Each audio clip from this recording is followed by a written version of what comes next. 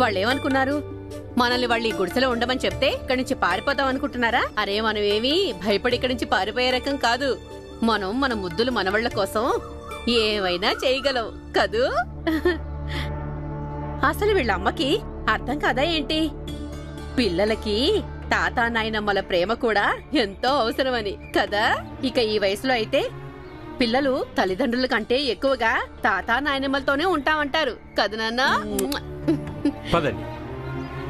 పద. నీ సొంత కొడుకుని ఆ భీమరావు రామ్జీ ధర్మ మార్గం నుంచి మళ్లించారు. వాళ్ళని దండించలేకపోయావు. ఈ గ్రామంలో అందరికంటే ధనవంతుడివి, పలుకుబడి ఉన్న వ్యక్తివై ఉండి కూడా నువ్వు న్యాయం చెయ్యలేకపోయావు. మరిప్పుడు ఈశ్వరుడు నీ మొరని ఇంత తొందరగా ఎలా ఆలకిస్తాడు? సేటు గారు, నేను అర్థం చేసుకుంటాను మీరు ఏం ఆలోచిస్తున్నారు,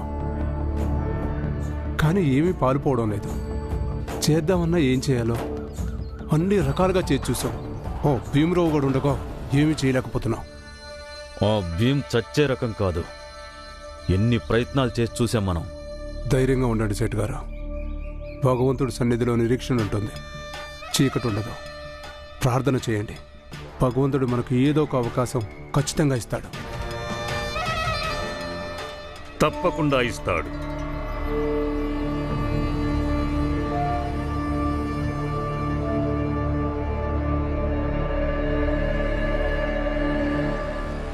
అవకాశం ఇవ్వటం కాదు, ఇచ్చాడనుకోండి.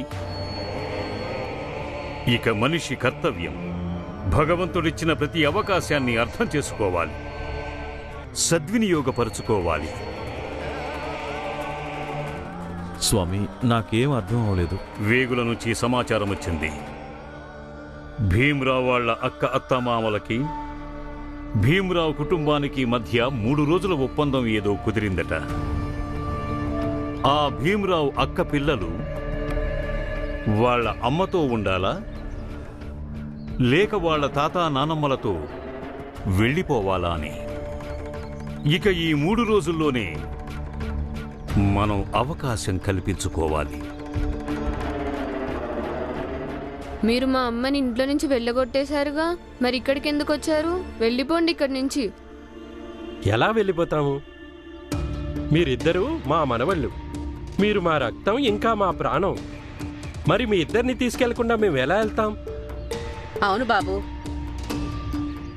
ఇది మీ ఇల్లు కాదు. మీ నాన్నున్నాడే, అదే మీ ఇల్లు.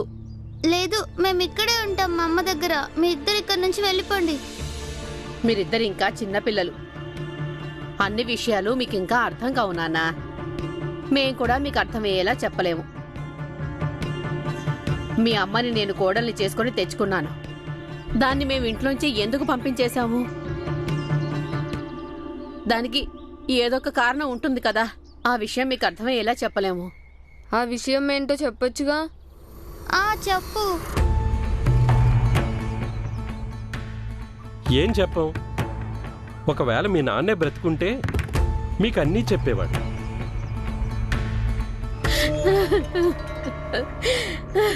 ఇవాళ మన అబ్బాయి బతికుంటే అప్పుడే మనకి గతి పట్టేదే కాదు. మన సొంత మనవాళ్లతో ఇలా ప్రశ్నలు అడిగించుకుంటున్నాం చూడండి. అయినా ఏం చేస్తాం చెప్పు, ఇదంతా మన తలరాత. అరే, మన మనవాళ్ళని మన ఇంటికి తీసుకెళ్ళడానికి మనం ఎన్ని పరీక్షలు ఎదుర్కోవాల్సి వస్తుంది. అయ్యో దేవుడా. అయ్యో, అదేం కాదులే, నువ్వు ఏడవద్దు. మన పిల్లలిద్దరూ తెలివైనోళ్ళు. వీళ్ళు అసలు ఎక్కడ ఉండరు. వీళ్ళిద్దరూ మనతో పాటే మన ఇంటికి వస్తారు.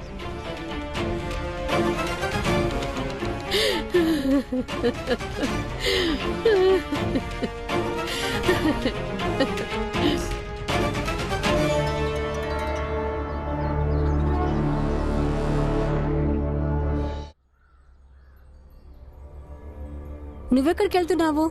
అమ్మ దగ్గరికి. మీ అమ్మ బయటికి వెళ్ళింది, నువ్విక్కడే ఉండు. నన్ను అమ్మ దగ్గరికి వెళ్ళ నువ్వు. ఇప్పుడు మీ అమ్మ ఇంటి దగ్గర లేదు. ఆమె రాగానే నేను వచ్చి నీకు చెప్తాను. అమ్మ ఎక్కడికి వెళ్ళింది? మేము మీ ఇద్దరి కోసం మన ఇల్లు వదిలి ఇంత దూరం వచ్చాం. కానీ ఆమె దగ్గరుండి కూడా పట్టించుకోవడం లేదు. ఆమెకు అసలు దిగులే లేదు మీ ఇద్దరి గురించి. రా, ఇటు రా బాబు. లేదు, నేను రాను. నేను ఇప్పుడు అమ్మ దగ్గరికి వెళ్ళాలి.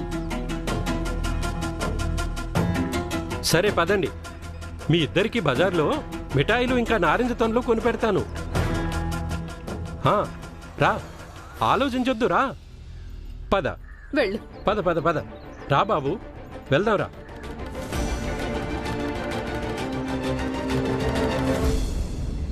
నువ్వు ఏదైతే భీమ్రావ్ విషయంలో చెయ్యలేకపోయావో అది భీమ్రావ్ అక్కపిల్లల విషయంలో తప్పకుండా చెయ్యొచ్చు. ఒకవేళ చెయ్యగలిగితే అప్పుడిక నీ పాపాలు పోయినట్టే. స్వామి, నా పాపాలకి ప్రాయశ్చిత్తం చేసుకున్న తర్వాత నా కొడుకు ధ్రువ తిరిగి వస్తాడు కదూ? సేటు గారు, మీరు నిశ్చింతగా ఉండండి. ఎలాగైతే నా మనోవాంఛ నెరవేరిందో అలాగే మీ కోరిక కూడా నెరవేరుతుంది. నిజానికి మీరు జీవితంలో నాకంటే ఎక్కువగా దాన ధర్మాలు చేశారు. నువ్వు నీ కర్తవ్యాన్ని పాటిస్తూ ఉండు సేఠ్ ధన్సుఖ్లాల్. తర్వాతంతా ఈశ్వరుడే చూసుకుంటాడు. అలాగే స్వామి.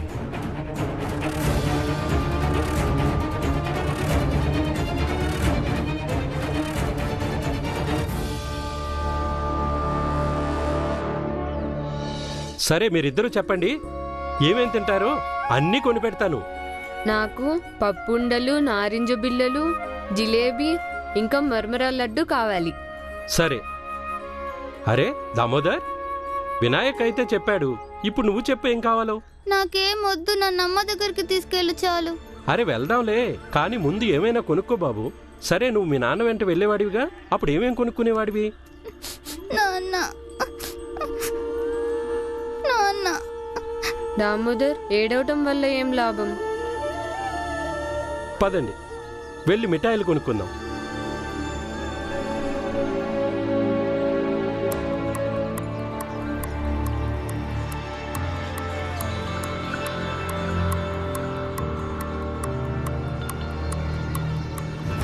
అత్తయ్య, మీకోసం భోజనాలు తీసుకొచ్చాను, భోజనం చేయండి.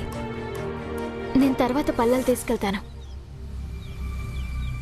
చూడు గంగా, నువ్వేమనుకుంటున్నావు? కళ్ళబొల్లి ప్రేమలన్నీ చూపించి నువ్వు నీ పిల్లల్ని తీసుకెళ్తావు అనుకుంటున్నావా? అది ఎప్పటికీ జరగదు. అసలు నేను అలా జరగనివ్వను కూడా. అర్థమైందా నీకు? మీరు మీ పంతంతోటి ఇప్పుడున్న ఈ పరిస్థితుల్ని అర్థం చేసుకోలేకపోతున్నారు. మా అక్క భోజనం ఎప్పుడు తెచ్చింది? ఇప్పుడు పిల్లలిద్దరు ఇంట్లో నుంచి బయటికి వెళ్ళిన తర్వాత.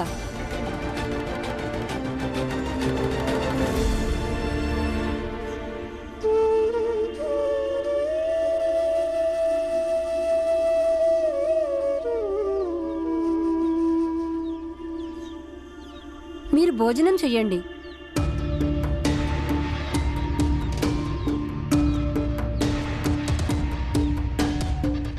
ఏం చూస్తున్నావురా?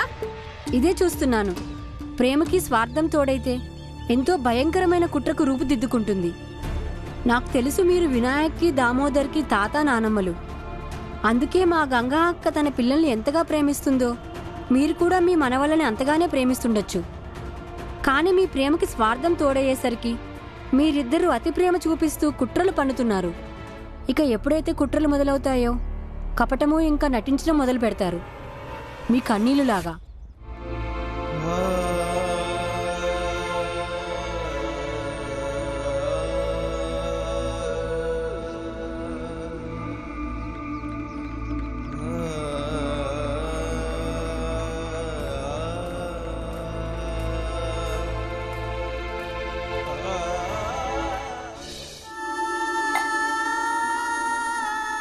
గంగా, శాంతంగా ఉండు.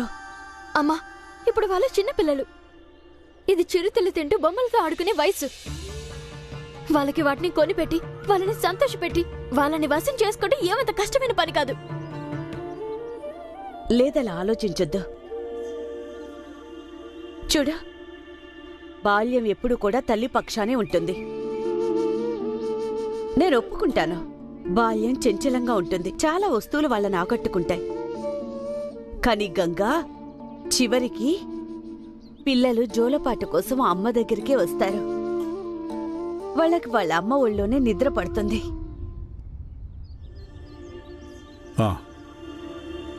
ఇక విషయం కేవలం పిల్లలిద్దరిని ఇక్కడికి తీసుకురావడమే కాదు. ఒకవేళ అంత చిన్న విషయమైతే నేనే స్వయంగా వెళ్ళి వాళ్ళని ఇక్కడికి తిరిగి తీసుకొచ్చేవాడిని. కానీ విషయం వాళ్ళకి ఈ విషయం తెలిసి వచ్చేలా చేయడం.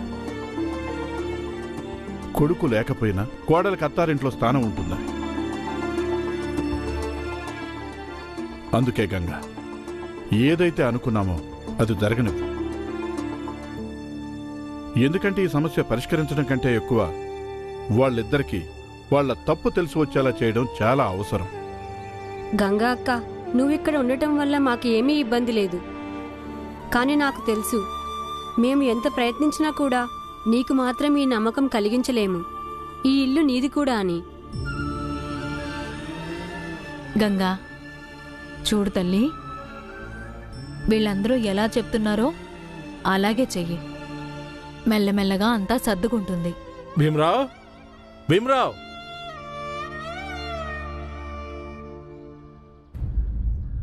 ఏంటండి గురువుగారు? భీమరావ్, నీ పరీక్షల తేదీ ప్రకటించారు. అన్ని సబ్జెక్టుల్లో స్కూల్లో అందరికంటే ఫస్ట్ వచ్చావనుకో, అప్పుడు ఆంగ్లేయులు విందుకు వెళ్లే అవకాశం దొరుకుతుంది. వైస్రాయ్ స్వయంగా నిన్ను సన్మానిస్తారు. భీమ్! ఏమైంది బాలా? నువ్వు పరీక్షల్లో పాస్ అవ్వలేదు, స్కూల్ మొత్తానికి ఫస్ట్ వచ్చావు. గురువుగారు, మేము ఇంగ్లీష్ వాళ్ళ డిన్నర్కి వెళ్ళొచ్చా? ఖచ్చితంగా వెళ్ళొచ్చు. నువ్వు నీ ప్రతిభ నిరూపించుకున్నావు. అక్కడికి నగరంలోని అందరికంటే ధనవంతులు ఇంకా గొప్పవాళ్లు వస్తారు. వాళ్ళు నిన్ను ఇంకా నీ కొడుకుని అవమానించి అక్కడి నుంచి బయటికి వెళ్ళగొట్టేస్తారు.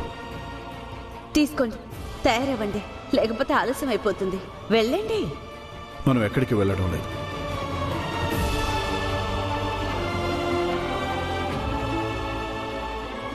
నాకు పూర్తి నమ్మకం ఉంది. ఈసారి కూడా నా భీమా పరీక్షల్లో ప్రథముడిగా వస్తాడు. చూస్తూ ఉండండి.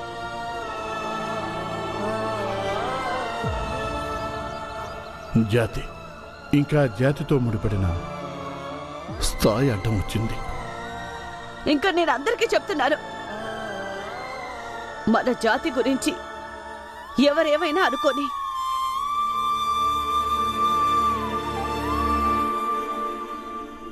ఈసారి భీమా పురస్కారం తీసుకోవడానికి వెళ్తాడు. బిందు కూడా తప్పకుండా వెళ్తాడు. సరేనా?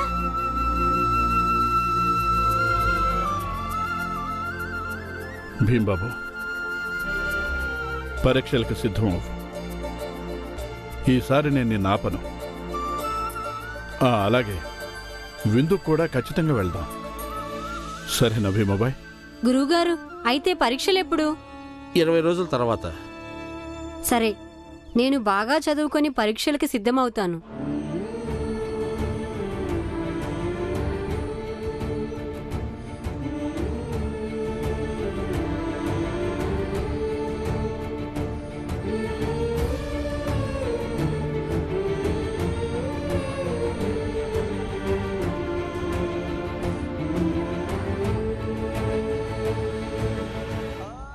అవును భీమ్, బాగా కష్టపడి చదువు. అప్పుడు నువ్వు పరీక్షల్లో ఫస్ట్ వస్తావు. నేను కూడా అప్పుడు ఆ విందు భోజనంకి వస్తాను. నేను కూడా వస్తాను. అందరం వెళ్దాం. ఇప్పుడు చెప్పండి, మీ నాన్న మీ ఇద్దరికి ఎలా కొనిపెట్టేవాడో అలాగే నేను కూడా కొనిపెట్టానుగా. ఖచ్చితంగా సోదరా, ఖచ్చితంగా. ఇంత ఖరీదైన తినుబండారాలు కొనిపెట్టారు మీరు ఈ పిల్లలకి. ఆ రామ్జీకి అంత స్తోమత ఎప్పుడూ లేదు, రాదు కూడా. వీళ్ళు నా మనవళ్ళండి, అంతా వీళ్ళకేగా. లోకంలో ఉన్న సంతోషాలన్నీ ఇస్తాం మేము. సరే సోదరా, అయితే సమస్య ఏంటి? వీళ్ళు నీ మనవాళ్ళు, మీ ఇంటికి తీసుకెళ్ళండి, చక్కగా పెంచండి, పోషించండి. మరి మీరు ఈ ఊళ్ళో ఏం చేస్తున్నారు? అరే, ఏం చెప్పనండి, వీళ్ళమ్మ మొండిది, అందుకే మేము ఇక్కడున్నాం. ఆమెకి తన బిడ్డల మీద ప్రేమ ఉంది, భవిష్యత్తు గురించి ఆలోచన లేదు. నేను అమ్మ దగ్గరికి వెళ్తున్నాను.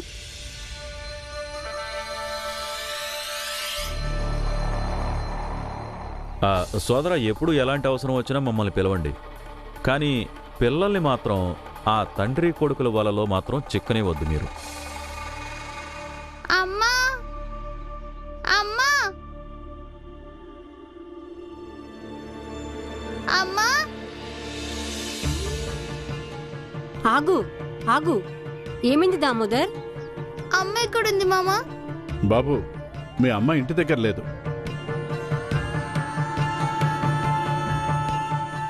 నాకు తెలుసు నీకు బాధ కలుగుతుంది, కానీ పిల్లలకి తల్లి లేని లోటు తెలిసి రానివ్వు. వాళ్ళిద్దరిని చూసుకొనివ్వు. వెళ్ళొద్దు. ఎక్కడికి వెళ్ళిందమ్మా? నేను అమ్మ దగ్గరికి వెళ్ళాలి. తెలీదు బాబు, ఎటో బయటికి వెళ్ళింది. ఇప్పుడు వస్తుందిగా, నేను చెప్తాను దామోదర్ నిన్ను వెతుకుతున్నాడని, సరేనా? అరే, మీ అమ్మకి మీ గురించి అసలు దిగులే లేదు. నువ్వెందుకు అమ్మ అమ్మ అని ఏడుస్తున్నావు? నేనున్నాను కదా మీ నానమ్మని. వద్దు, నేను అమ్మ దగ్గరికి వెళ్ళాలి.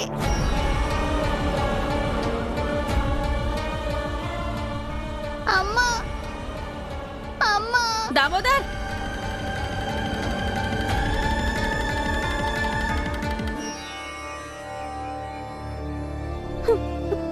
అమ్మా, నా పిల్లలు ఏడుస్తున్నారమ్మా. నేను వాళ్ళ దగ్గరికి వెళ్ళాలి. గంగా, నువ్వెందుకు అర్థం చేసుకోవడానికి ప్రయత్నించట్లేదు? నేను మీ అమ్మనేగా. నీ బాధను అర్థం చేసుకుంటాను, కానీ ఇప్పుడు నీ బాధను కాస్త ఓర్చుకున్నావంటే నీ భవిష్యత్తు, నీ పిల్లల భవిష్యత్తు బాగుంటుంది. చూస్తున్నావుగా, ఇప్పుడు పిల్లలు కాసేపు నీకు దూరంగా ఉండేసరికి వాళ్ళ అమ్మ కోసం ఎలా బెంబేలెత్తుతున్నారో. కానీ వాళ్ళు పిల్లల్ని జీవితాంతం నీకు దూరం చేయాలని చూస్తున్నారు. చూడు, ఇదంతా మనం ఈ ఆశతో చేస్తున్నాం. కనీసం పిల్లల పరిస్థితి అయినా చూసి వాళ్ళు అర్థం చేసుకుంటారని. తల్లి లేకుండా వాళ్ళిద్దరికీ పిల్లల పెంపకం ఆల్లా పాల్లా చేత కాదని. గంగా, గుండెని రాయి చేసుకో. అమ్మా, కొంచెం ధైర్యం తెచ్చుకో. అంతా మంచి జరుగుతుంది. నా మీద నమ్మకం ఉంచు నువ్వు.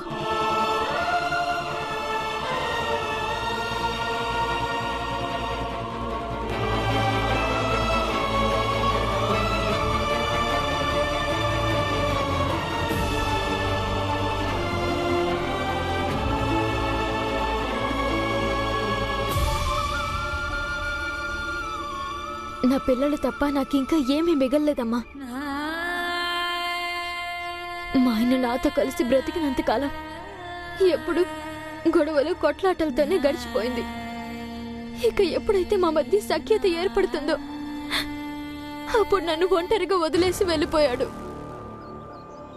అసలు ఎప్పుడు ఏడాది మంచి భార్య అవ్వలేకపోయింది, మంచి తల్లి కూడా అవ్వలేదు. నా కొడుకు ఎప్పుడు చూసినా బాధపడుతూ ఉండేవాడు దీని కారణంగా. ఆఖరికి గొడవలు పెట్టుకుని బొంబాయి పంపించింది నా కొడుకుని. అసలు దీని కారణంగానే వాడు తాగుడు మొదలు పెట్టాడు. నా మాట విని మీరిద్దరూ ఇప్పటికిప్పుడు మాతో వచ్చేయండి బాబు. మీ అమ్మకి గాని మీరు గుర్తొస్తే అప్పుడు ఆమె వస్తుంది, రాకపోతే పోనీ. లేదు, నేను ఎక్కడికి రాను.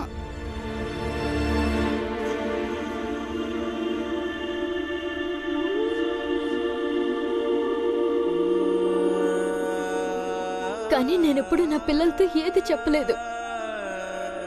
వాళ్ళ నాన్న నాతో గొడవ పడతాడని. ఎందుకంటే పిల్లల మనసులో ఎప్పుడు వాళ్ళ నాన్న మీద ప్రేమ తగ్గకూడదని. కానీ ఈరోజు నా అత్త మామలు నా పిల్లల మనసులో వాళ్ళ అమ్మ మీద విషం నింపుతున్నారు, వాళ్ళని రెచ్చగొడుతున్నారు. నేను ఎన్నో కలలు కన్నాను, అవన్నీ మెల్లమెల్లగా కలలవుతున్నాయమ్మా.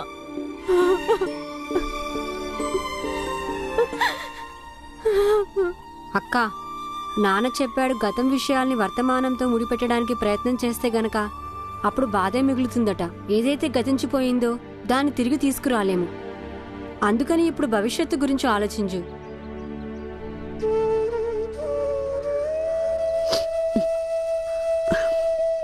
ఇట్రా.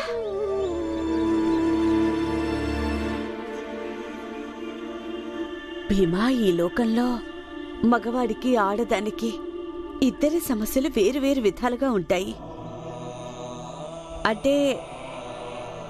అంటే ఇప్పుడు మగాడు తన భార్యను కోల్పోతే గనక అతని జీవితం ఏం ఆగిపోదు. అతనికి ఎంతో బాధ కలుగుతుంది, అది నిజం కూడా.